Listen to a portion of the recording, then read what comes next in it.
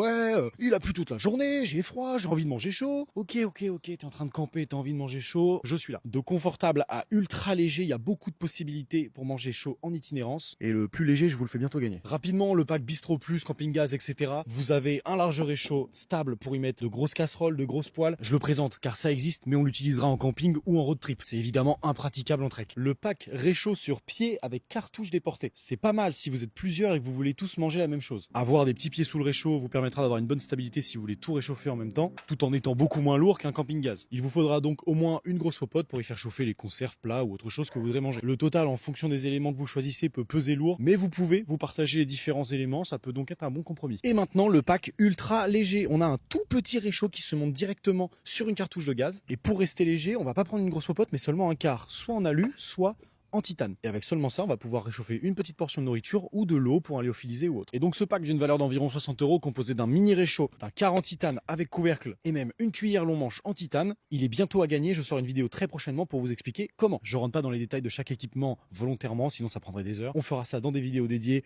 aux popotes, aux réchauds, aux couverts, etc. Comme ça, vous saurez exactement quel équipement prendre en fonction de ce que vous avez besoin. Bon, et maintenant, qu'est-ce qu'on mange? Incontournable du trek, le lyophilisé. Bon, c'est encore du Simon, évidemment. Je suis passé chez Decathlon avant la vidéo pour vous les présenter, mais il en existe de plein d'autres marques, plein de recettes, etc. Et je vais être honnête avec vous, j'en ai jamais mangé. Ouais, je pense qu'on va se faire une petite vidéo dégustation pour voir ce que ça donne. Sinon, c'est très pratique pour partir en autonomie et léger, parce que normalement c'est fait en sorte pour que vous ayez tout ce dont vous avez besoin en un repas, et aussi avoir des saveurs qui changent pour pas manger des cacahuètes pendant 5 jours. Par contre, le processus pour enlever l'eau coûte cher, donc ça peut vous faire un budget de nourriture assez conséquent si vous mangez que ça sur plusieurs jours. Et c'est un peu pour cette raison que j'en ai jamais mangé, parce que quand je pars en trek, je m'arrange toujours pour passer par des villages où il y a des boulangeries, boucheries, épiceries, et acheter le nécessaire pour manger environ 24 heures. Conserve de poisson, plats réchauffés, pareil, on en parlera plus tard en détail. Cette vidéo servant un peu d'introduction sur comment manger en itinérance. Donc je te laisse t'abonner pour ne rien louper de tout ça, et en plus, si t'es du genre à dire